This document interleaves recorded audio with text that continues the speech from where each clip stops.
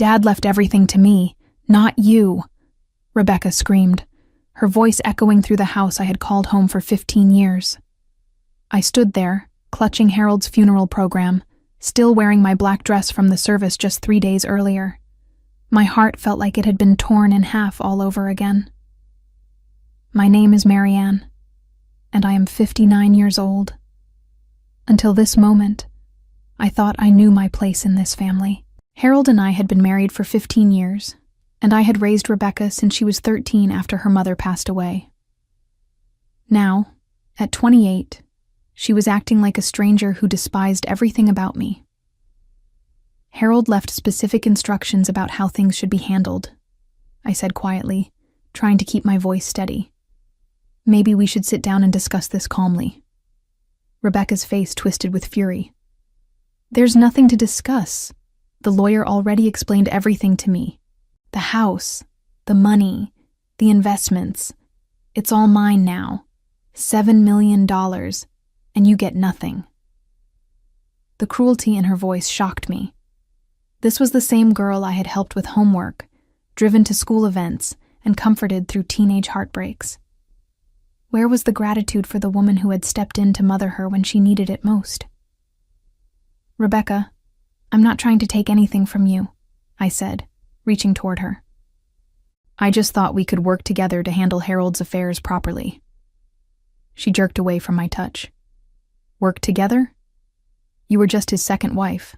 I'm his blood, his real family. You were convenient when he needed someone to cook and clean, but now that he's gone, you're not needed anymore. Her words hit me like physical blows. I had loved Harold deeply, and I thought he had loved me too. We had built a life together, sharing dreams and making plans for the future. I had never thought of myself as just convenient. Your father and I had many conversations about the future, I began, but Rebecca cut me off. Stop calling him my father like you have some claim to him. He's dead now, and his daughter inherits everything. That's how it works in real families. I felt tears welling up in my eyes, but I refused to let them fall in front of her. There was something cold and calculating in Rebecca's expression that I had never seen before. It was as if Harold's death had unleashed a side of her that had been hidden all these years. I think you need to read the will more carefully, I said softly. Rebecca's laugh was sharp and bitter. Oh, I've read it. Everything comes to me. The only thing you need to worry about is finding somewhere else to live. I retreated to the bedroom I had shared with Harold, my hands trembling as I closed the door. The room still smelled like his cologne, and his reading glasses sat on the nightstand where he had left them. 3 days ago, we had been planning a trip to Europe for our anniversary. Now I was being told to pack my belongings and leave. Harold had been a successful financial advisor who built his wealth through careful investments and smart business decisions. When we met at a community theater production 15 years ago, I was a recent widow trying to rebuild my life. He was a single father struggling to raise a teenage daughter while managing his growing business. We found comfort in each other's company, and eventually love. Rebecca had seemed to accept me at first. She was grieving her mother's death and needed stability. I tried to fill that role without ever attempting to replace her mother's memory. We shared quiet dinners, shopping trips for school clothes, and late-night conversations about her future. I thought we had built a genuine bond over the years, but looking back now, I wondered if Rebecca had simply been tolerating me while waiting for this moment. Had she always seen me as an intruder in her family? Had every kind gesture been an act? I walked to Harold's desk, where he kept important documents. Harold had always been meticulous about legal matters, often spending hours reviewing contracts and financial statements. He frequently mentioned wanting to protect both Rebecca and me, ensuring we would both be cared for after he was gone. You have to understand, he had told me just 6 months ago. Rebecca is young and sometimes impulsive. I need to make sure she's truly ready to handle this kind of responsibility. At the time, I thought he was being overly cautious. Rebecca worked as a marketing coordinator for a small design firm and seemed to be maturing into a responsible adult. She dated occasionally but hadn't settled down, preferring to focus on her career and social life. Now I was starting to understand what Harold might have seen that I had missed. The way Rebecca complained about having to visit him in the hospital during his final weeks.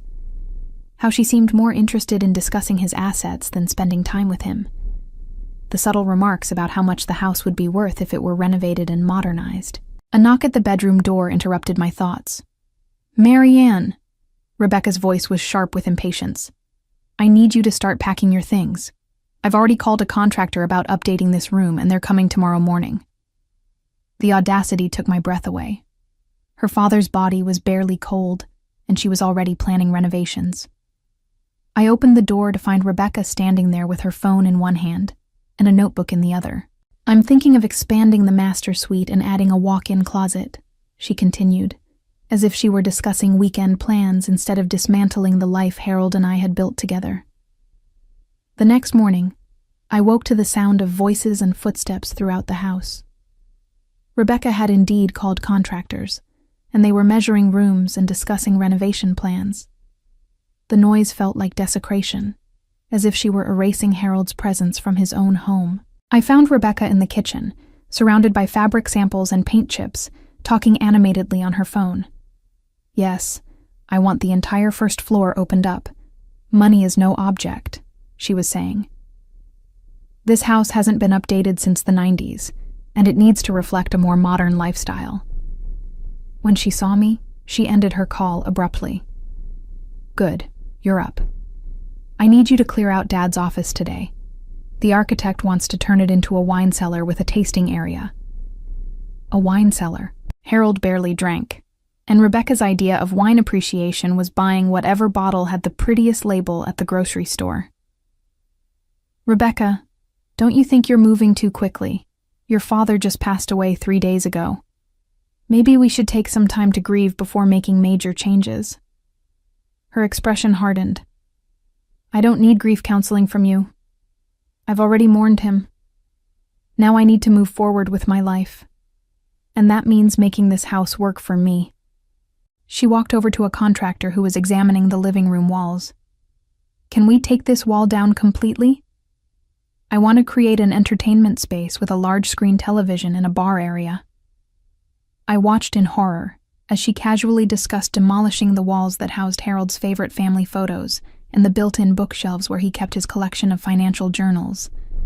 These weren't just walls to me, they were memories. "I'm going to the bank this afternoon to start the paperwork for accessing Dad's accounts," Rebecca announced when the contractors stepped outside. "I want to get everything transferred into my name as quickly as possible."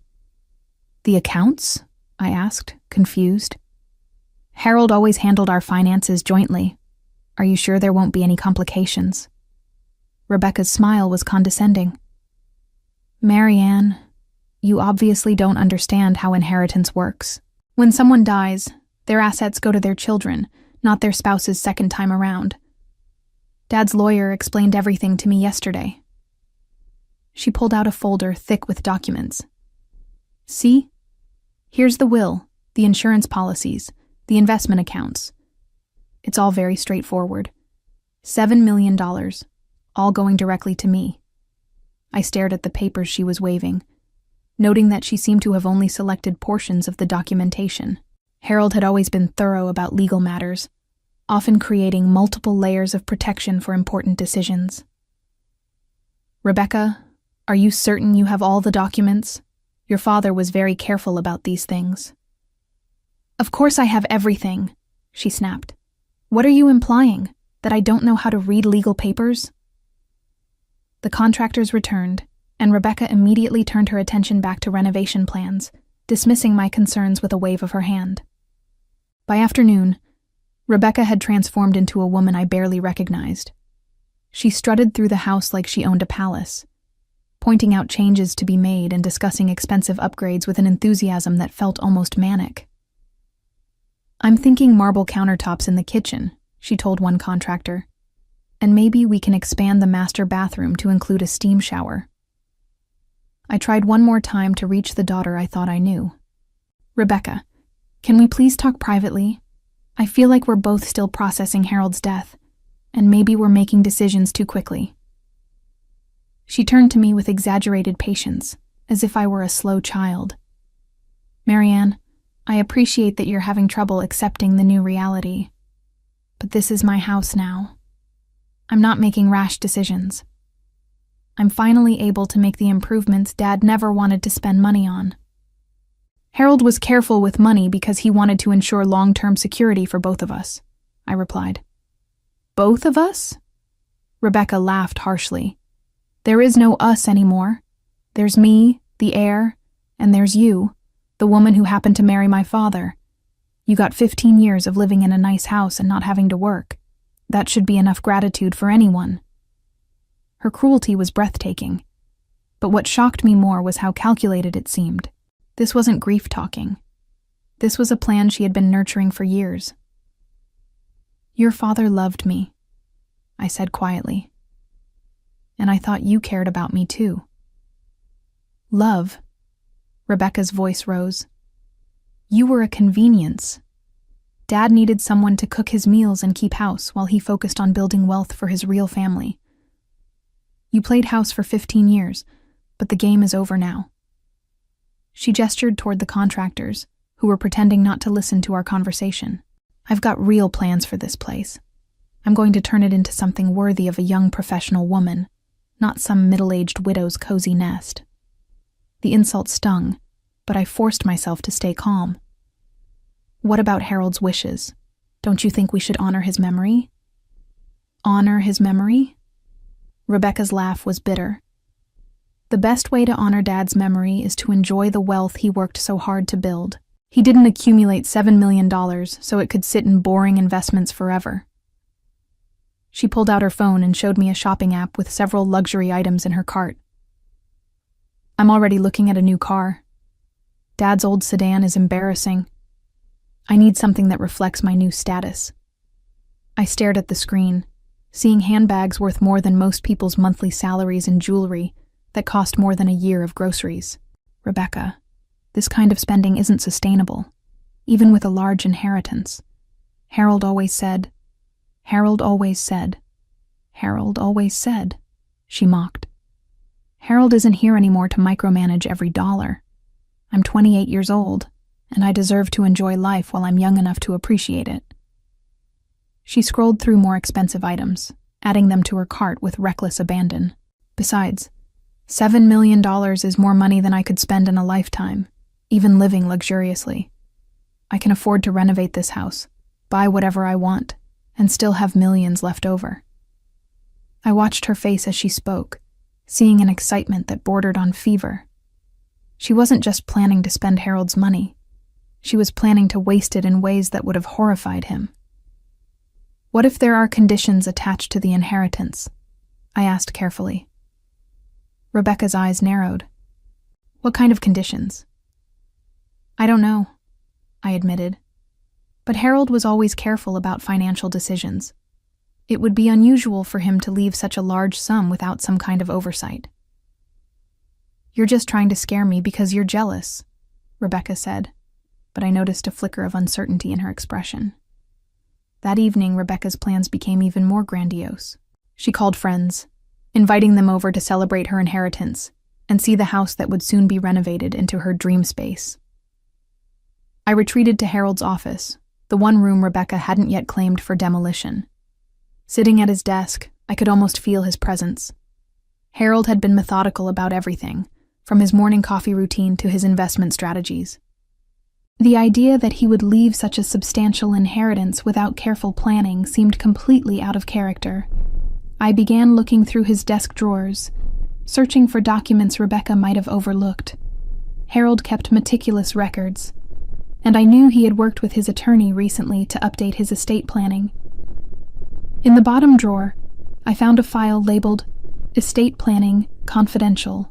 Inside were several documents I hadn't seen before, including correspondence with the law firm of Morrison, Hayes, and Associates. One letter, dated just 2 months before Harold's death, caught my attention. "Dear Mr. Harold," it began, "per your request, we have established the Rebecca Trust Fund with the conditions and restrictions discussed in our meeting. The trust will ensure your daughter learns financial responsibility while protecting both her and your spouse's long-term interests. My hands trembled as I read further. The letter detailed a complex trust structure with very specific conditions. Rebecca would not receive direct access to the inheritance until she turned 35. Until then, all funds would be managed by a trustee, and according to the document, Harold had named me as the primary trustee. I could hear Rebecca and her friends laughing loudly in the living room, their voices carrying through the house as they celebrated what they thought was her windfall. "I'm thinking of taking a year off work to travel," I heard Rebecca saying. "Why should I work some boring job when I'm independently wealthy now?" Another voice asked, "Are you sure you want to quit so quickly? What if there are complications with the inheritance?" "Complications?" Rebecca's laugh was dismissive. "What kind of complications? Dead dad, living daughter, $7 million. It's pretty straightforward." I continued reading the trust documents, discovering layer after layer of conditions Harold had put in place. Rebecca would need trustee approval for any expenditure over $500. She would be required to maintain steady employment or pursue education. Most significantly, the trust included specific language about demonstrating respect for family members and honoring the deceased's values. A separate document outlined Harold's reasoning for these restrictions. He had observed Rebecca's impulsive spending habits and her sometimes selfish behavior. He worried that sudden wealth would destroy her character rather than enhance her life. The trust was designed to help her mature into someone worthy of the inheritance. But there was more. Harold had also included provisions for my own financial security. The trust would provide for my housing, health care, and living expenses for the rest of my life. He had protected both of us, ensuring Rebecca couldn't abandon her responsibilities to the family, while also ensuring I wouldn't be left vulnerable. The final document in the file was a sealed envelope with my name written in Harold's careful handwriting. Inside was a personal letter. "My dear Marianne," it began. "If you are reading this, then I am gone, and Rebecca has probably behaved exactly as I feared she would. I know my daughter, and I know she can be cruel when she wants something. I'm sorry you're experiencing this, but please know that I have made arrangements to protect both of you from her worst impulses. The trust will teach her what I was never able to, that wealth without character is meaningless. Be patient with her, but also be strong. You have more power than she realizes." The next morning brought a phone call that changed everything. I was in the kitchen, trying to avoid the chaos of contractors and Rebecca's increasingly elaborate renovation plans, when her cell phone rang. "This is Rebecca," she answered cheerfully, clearly expecting more congratulatory calls from friends. But her expression changed quickly from smug satisfaction to confusion, then to alarm. "What do you mean, frozen?" she demanded. "That can't be right. I'm the sole heir." I watched as her face grew pale, then flushed red with anger. "No, you don't understand. My father left me $7 million. I was just at your bank yesterday discussing the accounts." There was a long pause as she listened to whoever was on the other end of the call. "A trust? What trust? The will said everything comes to me." Another pause, and now Rebecca's hands were shaking. "I need to come in immediately. This is obviously some kind of mistake." She ended the call and stood frozen in the middle of the kitchen, staring at her phone as if it had personally betrayed her. "What was that about?" I asked, though I already suspected. Rebecca's voice was barely a whisper. "The bank says the accounts are frozen. They say there's some kind of trust that controls access to the money." She looked at me with wild eyes. "You knew about this, didn't you? That's why you kept asking about conditions and complications." I set down my coffee cup carefully. "I knew your father was thorough about financial planning." "Where are the trust documents?" Rebecca demanded. "I need to see exactly what this means." "I believe they're with Harold's attorney," I replied calmly. Rebecca was already dialing her phone. "Mr. Morrison, this is Rebecca. I need to see you immediately about my father's trust. What do you mean I should bring Marianne?" She ended the call and stared at me with growing horror. "He says you're the trustee. He says I need your permission to access any significant funds. The contractors chose that moment to return from their lunch break, ready to begin the demolition Rebecca had authorized just hours earlier. "Miss Rebecca?" one of them called out. "Should we start taking down that wall in the living room?" Rebecca looked at the contractors, then at me, then back at the contractors. The reality of her situation was starting to sink in. "How much is this renovation going to cost?" I asked quietly. "About $50,000, she whispered. "And how much money do you have in your personal accounts?" "About $3,000. The lead contractor approached us. "We'll need the first payment before we start any work. That'll be $15,000. Rebecca's face crumbled as the full weight of her situation became clear. She had quit her job that morning, spent her personal savings on a shopping spree, and committed to expensive renovations she couldn't afford, all based on access to money that was now locked away from her. "I need to call them back," she said desperately. "There has to be a way to fix this." But I could see in her eyes that she was beginning to understand. The power dynamic she thought she controlled had just reversed completely. She wasn't the wealthy heiress making demands. She was a 28-year-old woman who had just discovered she was entirely dependent on the stepmother she had tried to throw out of the house. The contractors were waiting for an answer, and Rebecca looked at me with something I hadn't seen from her in years. Genuine fear. "Marianne." Rebecca's voice cracked as she said my name. "We need to talk. Privately." I nodded to the contractors. "Gentlemen, I'm afraid there's been a misunderstanding about the renovation timeline. We'll need to postpone any work until we can sort out the financing." The lead contractor looked confused. "But Miss Rebecca already signed the contract and scheduled us to start today." "I understand," I said calmly, "but circumstances have changed. We'll contact you once we've resolved the financial arrangements." After the contractors left, grumbling about wasted time and delayed projects, Rebecca collapsed into one of Harold's leather chairs.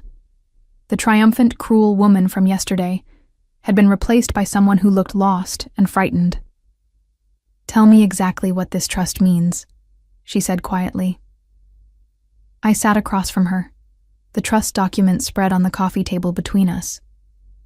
"Your father created a structure designed to help you learn financial responsibility.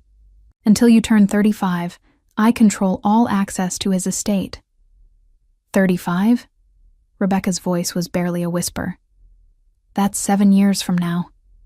7 years, I confirmed. "During that time, you'll receive a monthly allowance of $500 for personal expenses. Anything beyond that requires my approval as trustee."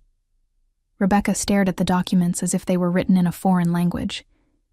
"But I need more than $500 a month. I can't live on that. Your father assumed you would continue working to support yourself, using the trust fund as supplemental income rather than your primary source of money." "But I already quit my job," Rebecca said desperately. "I told my boss yesterday that I wouldn't be coming back because I was independently wealthy." The irony wasn't lost on me. In her eagerness to claim Harold's fortune, Rebecca had eliminated her own source of income. The trust also includes provisions for your housing, health care, and education, I continued. "But those funds are released only for approved purposes and only with trustee oversight." Rebecca's eyes filled with tears, the first genuine emotion I'd seen from her since Harold's death. "What do I have to do?" she asked. I looked at the young woman sitting across from me, seeing glimpses of the daughter I had once known buried beneath the greed and cruelty of the past few days.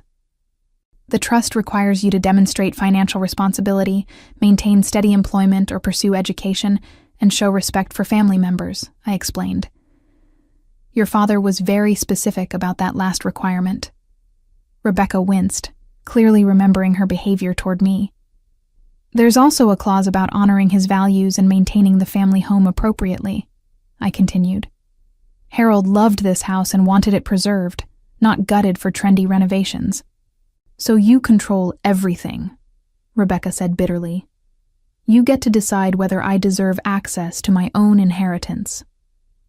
Your father's inheritance, I corrected gently. And yes, he trusted me to make decisions that would be in your best long-term interests. Rebecca was quiet for several minutes, processing the reality of her situation. Finally, she looked up at me with something resembling humility. What happens if I don't meet the requirements? I consulted the trust documents. If you fail to comply with the terms, the trust fund will be donated to financial literacy charities, and you'll receive nothing. The color drained from Rebecca's face. He would really do that?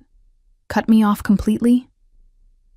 Your father believed that wealth without character was worthless, I replied. He structured the trust to ensure you would develop both.